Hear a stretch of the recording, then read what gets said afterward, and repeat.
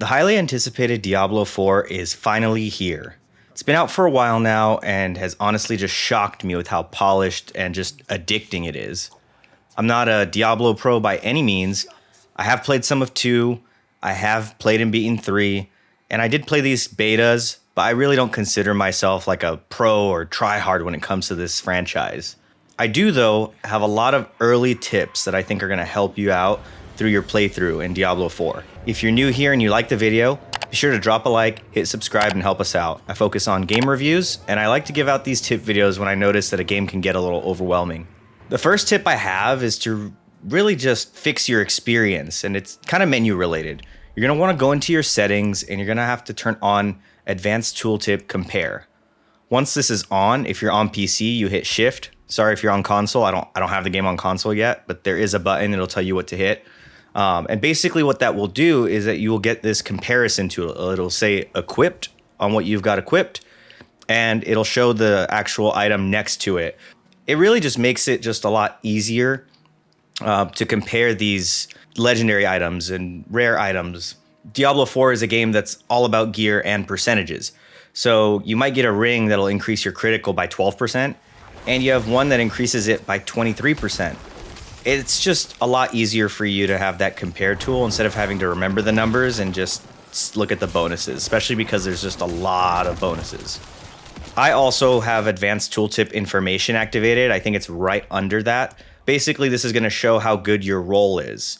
It'll show a range of what was possible, and this will basically help you so much with gear because you could get a weapon or a piece of armor that's a perfect roll, but you don't really know what the roll consists of unless you have this on. It'll basically show these parentheses, and it'll show what's possible, 10 to 20%, for example, and your gear might be that 19. If you do get any perfect gear, save it in your stash, seriously. You're never gonna know when you're gonna need it, especially because the game lets you actually pull the aspect from that gear, and you could actually put it on other legendary gear through this whole extracting thing that happens later on in the game. One last menu tip, lock your mouse to the screen. I don't know why this is a thing, but if you're on PC and you have 2 screens, you can literally just go to the next screen even though you're in full screen mode. I don't know why this is a setting, but just hit the little lock your mouse to the screen button. My next tip has to do with your character creation and class. This is huge. The game has, I would say, hundreds of hours of playtime for a class, and total, I'm thinking you can get 400 or 500 hours if you make each class. Picking your class is huge because it's basically determining your playstyle. I recommend check out some videos online, take a look at what each class does so that you pick one that suits you. To give a brief overview of just how the classes work, the Barbarian is basically like your tank, you're front and center, you're doing damage. This class I think is really good in a group because, barbs fit in any group and it's always helpful.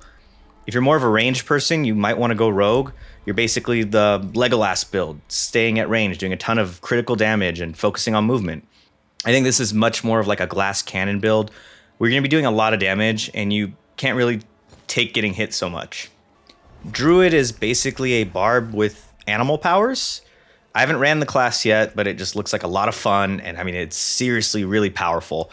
It looks a little tanky to me, so this is just me going off of what I've seen in the world. The druids basically run around as bears or werewolves, and they just maul demons to death. So if you're into the whole animal thing, I think that's for you. Sorcerer would be another range build, but you're focusing more on magic and like status effects. So if you like freezing, electrocuting, and just Harry Pottering the shit out of enemies, I would say go with this class. I think it actually is the most popular class right now. This brings me to the Necromancer, and that's the final class. It's a class that I'm maining right now. I chose this one because you're basically a mage, but you pull enemy corpses and you basically just lead a skeleton army to fight for you. On paper, it's freaking awesome. But I will say that the game did start to kind of make the build feel a little weak late game. I love having my minions run around killing things, but I felt like once I beat the game and got further into the end game, kind of felt like a babysitter when it came to the bosses. It might be my build. I do know Blizzard's planning to basically buff the class, especially maybe the minions. Endgame Necro kind of felt like a dark sorcerer to me. When it comes to your build, I would say also don't stress because respecking is pretty cheap early on. I'm personally too old to just experiment in a game. I think it is very easy to understand. You can kind of just like figure out what perks and what passives are really good for your playstyle, and you could kind of make your own build. And I mean, when I first started, I didn't really follow a build guide at first, and I was just kind of picking what I liked. And when I did get to maybe, I think, level 28, 29, I followed a build guide, and from there, I realized that it wasn't that far off from what I was doing. So if you're the type of person that likes to experiment, I think the game early on, it's cheap to respec. Go for it, experiment. If you're the type that wants to just have, something given to them, you don't want to think about it. I just want to know what's good and I want to destroy things. There's a ton of really good YouTubers that have some in-depth build guides. I use a site called maxroll.gg. I'm going to be linking it in the description. Definitely hop on that, check it out, make some tweaks to it too. I mean, the whole point of this game is to build your own character and just have a lot of fun. So don't stress too much about that. I think a bonus class tip though, if you want to start a new class, you can skip the campaign as long as you've beaten it on your first character. So I highly suggest beating the campaign first. Another tip when it comes to the open world, hit the altars of Lilith while you're around in the world. I mean, they're going to be scattered everywhere. They give you free stat points for your current and any other character you make, so you could start off your new character pretty strong. I hate collectibles in games. I was just playing Zelda. I'm not a Korok seed person at all, but the bonus that you really get from this is just way too good to pass up.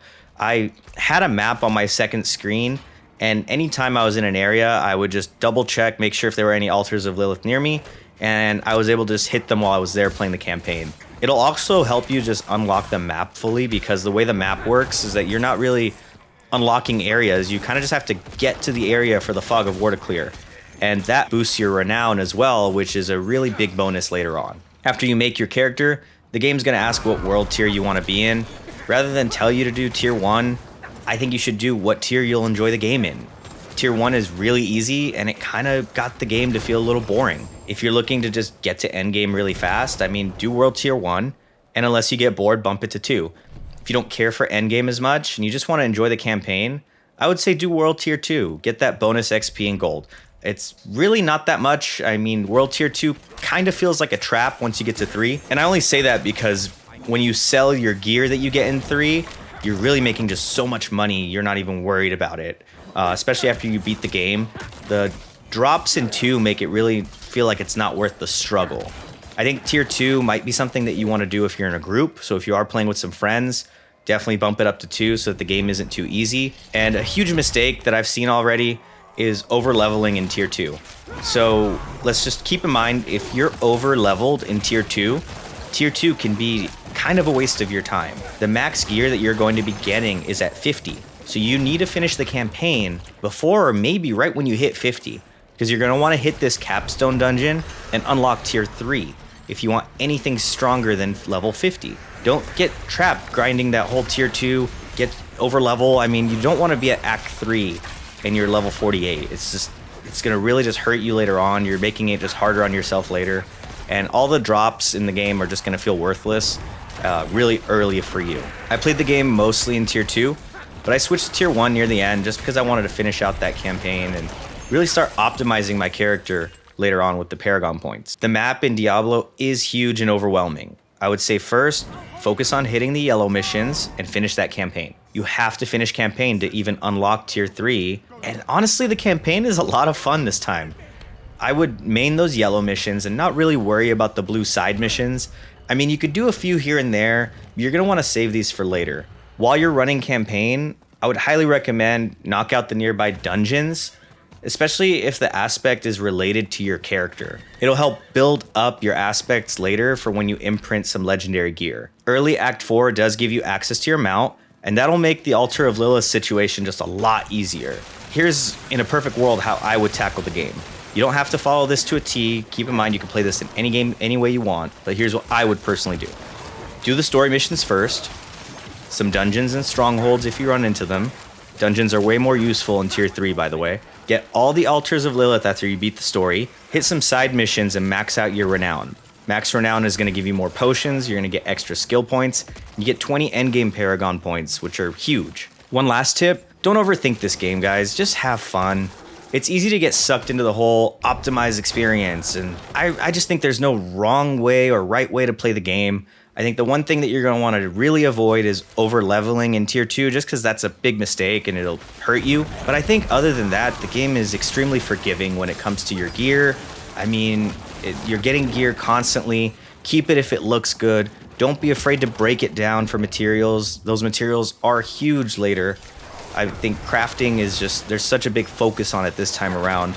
I would break down like your full inventory, and then I would sell the next full inventory. This way you've got just a perfect mix of materials and gold. My review for Diablo 4 is coming soon. I do want to play just a lot more of the endgame before dropping what I fully think about the game, but it's good so far, trust me. If you liked the video, hit subscribe, help us fight that YouTube algorithm. I think we've been steadily growing this year, and I seriously can't thank you all enough for the support. I'll see you all in the next one. Bye, guys.